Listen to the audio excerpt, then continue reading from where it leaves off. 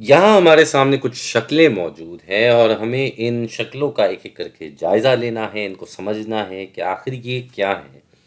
اچھا، سب سے پہلی بات تو یہ ہے کہ ہم یہ ضرور دیکھ سکتے ہیں کہ یہ شکلیں تین جہتی روپ میں ہیں، یعنی کہ تین جہتی شکلیں ہیں۔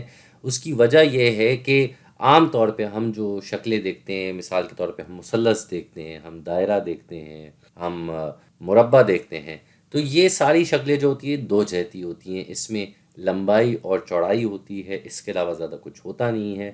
تین جہتی شکل میں ہمیں گہرائی بھی پتہ چل جاتی ہے۔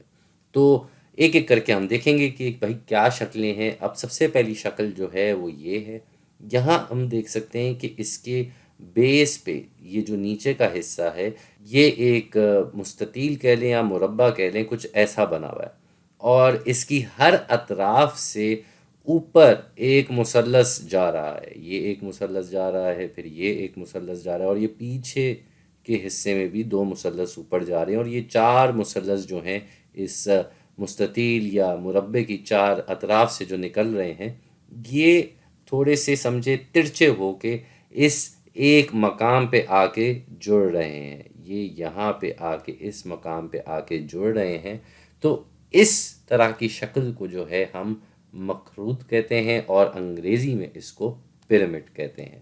تو یہ جو مخروط ہوتا ہے اس کی جو سمجھے خوبی کہہ لیں یا خصوصیت کہہ لیں وہ یہی ہوتی ہے کہ نیچے جو بھی آپ کو شکل دی ہوئی ہے اس شکل کے اطراف میں سے اوپر مثلث جا کے ایک مخصوص پوائنٹ پہ آ کے مل رہے ہیں۔ تو یہ تو ہو گیا مخروط۔ اگلی شکل اگر ہم دیکھیں تو اگلی شکل کچھ ایسی ہے، اس کو ہم ذرا دیکھتے ہیں کہ یہ کیا ہے۔ یہاں ہمارے پاس نیچے ایک مثلث ہے، اوپر بھی اسی کے جیسا مثلث ہے، بالکل ویسا ہی مثلث جیسے نیچے دیا ہوا ہے، اور بس اس کے اوپر آپ نے مطلب اوپر مثلث اور نیچے والے مثلث کے درمیان آپ نے یہ دیواریں، تین دیواریں لگا دی ہیں، کیونکہ مثلث کی تین اطراف ہوتی ہیں، تو سیدھی سیدھی دیوار آ کے کھڑی ہو گئی۔ تو اس شکل کو جو ہے ہم کہتے ہیں مستوی مخروط، اور انگریزی میں اسے پرزم کہا جاتا ہے۔ تو اسی طرح کا ہم کہہ سکتے ہیں کہ یہ بھی ہے۔ کس طریقے سے؟ بھئی یہاں نیچے ایک مثلث تھا، اوپر ایک مثلث تھا، دونوں ایک جیسے تھے، بس دیواریں کھڑی ہو گئی ان کو جوڑنے کے لیے۔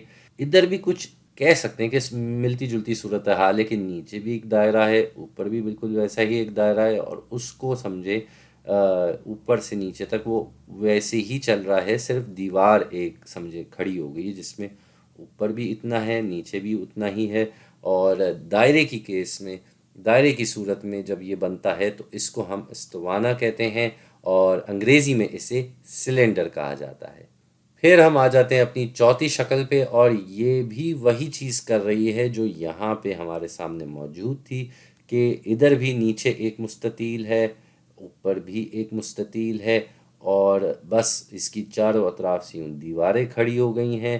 تو اس کو ہم انگریزی میں کہتے ہیں کیوبوائڈ، اردو میں کیوبوائڈ بھی کہتے ہیں یا موکب بھی کہہ سکتے ہیں۔ موکب عموماً کیوب کے لیے کہا جاتا ہے، جو کہ ایک مربع کی تین جہتی شکل ہے۔ یہ ریکٹینگل کی تین جہتی شکل ہے، لیکن اس کو بھی موکب کہہ دیا جاتا ہے۔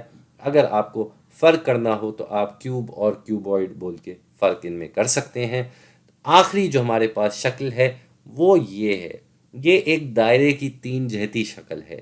اس میں ہمارے پاس صرف مطلب اس کا جو ریڈیس جو ہے جس کو ہم نصف قطر کہتے ہیں، وہ صرف ایسے نہیں، وہ چاروں طرف نکالا جا سکتا ہے، وہ ادھر سے لے کے یہاں پہ بھی نکالا جا سکتا ہے، اس طرف پیچھے کی طرف بھی جا سکتا ہے۔ تو یہ ایک دائرے کی سمجھے تین جہتی شکل ہے، اور اس کا ہمیں پتہ چلتا ہے یہ جو ہمارے پاس ایک یہ لائن کہہ لیں یا کرو کہہ لیں، یہ جو بنائی ہوئی ہے ٹوٹی ہوئی، اس سے پتہ چلتا ہے کہ یہ اس میں ایک گہرائی بھی ہے۔ تو یہ جو شکل ہوتی ہے اس کو ہم انگریزی میں کہتے ہیں اسفیر، اور اردو میں اس کو کہتے ہیں کرہ۔ تو میں امید کرتا ہوں کہ آپ کو ان سب شکلوں کی پہچان بھی ہوگی اور سمجھ میں بھی آ گیا ہوگا کہ کس شکل کو کیا کہا جاتا ہے، اور ان کی کیا کیا خصوصیات ہیں۔